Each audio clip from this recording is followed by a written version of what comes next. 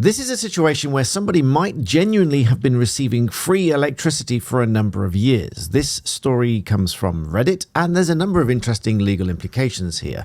Not that this video is legal advice, of course, but here are my views nonetheless. But first of all, if you're new to me, I'm Daniel Smith, the Barrister of England and Wales. Please do subscribe, because that's the one metric I really do ask you to help with. So over to the story. This says parents never paid electricity bill since their house was built 10 years ago. Just pausing for thought, when a house is built, it's normally registered with all the utilities and so on, but this story explains why that might not have happened in this case. When you get certain bits of land where a house is just built with permission and so on, if they didn't need to connect it to electricity or something else, then it may not end up on those registers. Or if there's a swap over of utilities and things like that, maybe it doesn't end up on the register. But nonetheless, let's read on. It says, long story short, they've been receiving free electricity since their house was built. Now, there's a question mark, obviously, over whether it was free. We'll come back to that in a minute. They are somehow off-grid and on-grid at the same time. And up until recently, the electricity company never had any record of a house existing there. So that goes to my point where they may not have a record of the house if it was built, etc.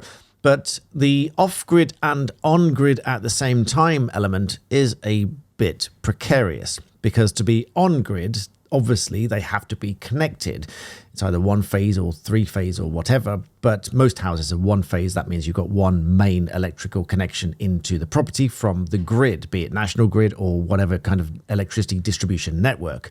So the distribution network is that which actually provides the electricity, and the company is what is charging you for it, and obviously there's wholesale and retail markets for energy. Electricity is not normally free, so let's just get that out of the way first. Watch the comment section go crazy on the entitlement to free electricity and all this sort of rubbish, but I've done videos on that before. This situation is quite a unique one. Let's read on. It says, my parents never tampered with the meter or anything special. That's an important point. The electric company simply never sent them a bill, which is also an important point. I've told my parents in the past they should fess up about it. To say something like this, that it's the electric company's fault, etc. Well, it might be their fault if they've never registered it properly and so on. We'll come back to that in a minute. Last week, a routine meter reading came through their subdivision, and this time the guy recognized there was no record of them sending power there, and that's the last they heard of it. They're obviously nervous about the repercussions, and I was curious what possible repercussions they could be facing. So if this poster on Reddit reads this, it's a relatively new post. If you read this, this is not legal advice. These are just my thoughts, but take them as guidance as what you will. But nonetheless, there's a couple of implications here. First of all, the more serious one is the question over whether there has been abstraction of electricity, because that comes under the Theft Act. Abstraction of electricity is obviously the dishonest use of electricity without authority, but there's an important element here, and I think it would be a good defense, not necessarily a slam dunk and fireproof defense, but it would be a reasonably good defense to challenge the dishonesty aspect. It's a bit like if you were eating in a supermarket and you were challenged with theft, because that would ordinarily be theft. The dishonesty element, you could say, well, I intended to pay for it, therefore it's not dishonest, therefore unlikely to be prosecuted for theft. Even though you have, in that scenario, you've deprived the owner of the goods, in that case food, in this case electricity, you deprive them of the right to do what they will with said goods or services. So the dishonesty aspect is something that could seriously be challenged here, because part of the definition here is a person who dishonestly uses, without due authority, or dishonestly causes to be wasted or diverted any electricity shall, on conviction on indictment, be liable to imprisonment for a term not exceeding 5 years. So quite obviously, the worst case scenario here under the abstraction of electricity is 5 years in prison.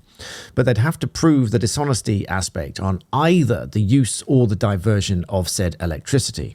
So going back to the Reddit post, it said that they have not tampered with the meter or anything typical. So assuming from that post that they have also not diverted or in any way dishonestly connected it to the grid, that they're not authorized to do, which some people have done. Because quite frankly, if somebody connected a property to the grid in a way other than in accordance with the law and permission of the distribution network, etc., and somehow causes electricity to be diverted to that property without the authorization, that is what this abstraction of electricity offense covers. However, if they've not done that, then they could seriously challenge the dishonesty aspect. The other one, the using one, I think this is a more difficult one to argue, because using electricity without due authority, they must reasonably know that they can't just use electricity for free. They must reasonably know that, particularly if it's over a long period of time. Electricity is not free, despite some videos claiming that it is. It isn't. It's not free. It doesn't just drop out of the sky. Well, it does sometimes, but that's not the kind that we're talking about. So under this abstraction of electricity offense, a person who dishonestly uses without authority, etc., is guilty of an offense. Now, the dishonesty aspect there is one that's going to be difficult to challenge, because dishonesty has recently been sort of overhauled, changing it from the original Gauche test, which was a two-part test. Both, is it dishonest in the eyes of the public, and is it dishonest in the eyes of the defendant? The new test under Ivey and Genting Casinos is we don't really care too much about what the defendant thinks, and whether they think that their behavior was dishonest, because society shouldn't lower their standards to that of what a defendant thinks is dishonest. So the ordinary test now that is to be applied is, would an ordinary, reasonable and honest member of society think that that behavior was dishonest? So if an ordinary person thought that using the electricity for 10 years was dishonest, then it's likely to be dishonest. But obviously, if you were prosecuted, you'd end up with a jury, and you'd have to have the jury decide, is it dishonest to use the electricity for that period of time? That's the criminal aspect, but there is also obviously a civil aspect as well. The energy companies are probably not too interested, I would hesitantly say, probably not too interested in prosecuting somebody for it, but they might want the money, obviously. And in doing so, first of all, they'd be capped at 6 years, because that would be the statute of limitations for simple contract. There could be a contract. Again, the comment section will go ballistic, because people will say there's no way there's a contract because nothing was signed, etc., etc. All of which is nonsense, because if there is an implied contract between parties, it is just someone doing something that by conduct would accept the terms of a contract. However, the contractual provision there would be quite difficult on the part of the electricity company if they have never provided a bill, they've never quoted, they've never had the meeting of minds that would be necessary for a contract. However, if this did go to court, a court would then likely say, well, what is the reasonable value? There is a provision in law where the court can award what we call quantum meruit, which is where a company can claim the value of something, whereas otherwise there would not be the formation of a contract, but the exchange of value has taken place. So in my view, whichever electricity company within the last 6 years, within the period of limitation under the Limitation Act, whatever company has supplied the property within that period of time could, in theory, claim on a quantum meruit basis, even if there was no actual contract in place. Arguing about what it's worth is another matter, and the court, in my view, would probably just take an average of the market prices over that period of time for that area, that property, and the amount that's been used. But there is a further problem in that, how are they going to know how much has been used? This is a very difficult question to answer, because if there are no meters in place, well, first of all, I would question how they're getting the electricity, and then that folds back to the question of how it was connected in the first place.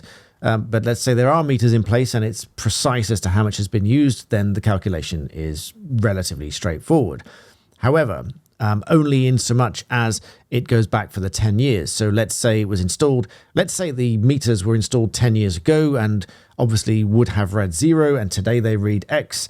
The court would say, well, over that period of time, it's probably averaged this much per year, and over the last 6 years is the limit on what you can claim. And let's say there were 3 companies, so each 3 companies are entitled to 1/3 of that period of time. So that's probably how the court would work that out. But again, it's not going to be a straightforward process. What's probably going to happen is, if there were more than one electricity company, they would probably either negotiate or even write off some of the electricity that's been used in that time. But either way, there is a huge question mark as to whether they would even bother trying to sue for that amount. Just say that, well, from now on, we need to meter it, you need to pay for it. And if it was the same company for the last 10 years, they might be slightly more disgruntled and say that they do want some financial compensation for at least the last 6 years. So in conclusion, this might be one of those areas where they end up with something for free. But I have dealt with one particular case which had almost exactly the same situation as this, albeit it was a business premises, not a residential premises, and there was confusion as to how it was connected, metered, and so on. There were a number of meters at the property. There was a question mark over which meter fed the property. Both meters were running, but no one really knew what was going on with either of those, so the business didn't pay for the electricity that was coming through the meter. That was a little bit more clear-cut, but we were looking at closer to £100,000 worth of electricity. And ultimately, my view on all of the papers was that the company was going to be liable to pay it if that went to court, which it was going to court because they were challenging it, they were asking for the money. So there are different situations depending on how much has been used, what has happened in the meantime, whether or not these people have been proactive in contacting any of the companies or the national grid or the whichever grid that was feeding that property at the time. My suggestion would be not to ignore things like this, because the best case scenario is you might end up with something for free. The worst case scenario is you might end up going to prison for 5 years and still have to pay for the electricity. So I hope that's useful. Please do pop the like button and subscribe, and I'll see you in the next one.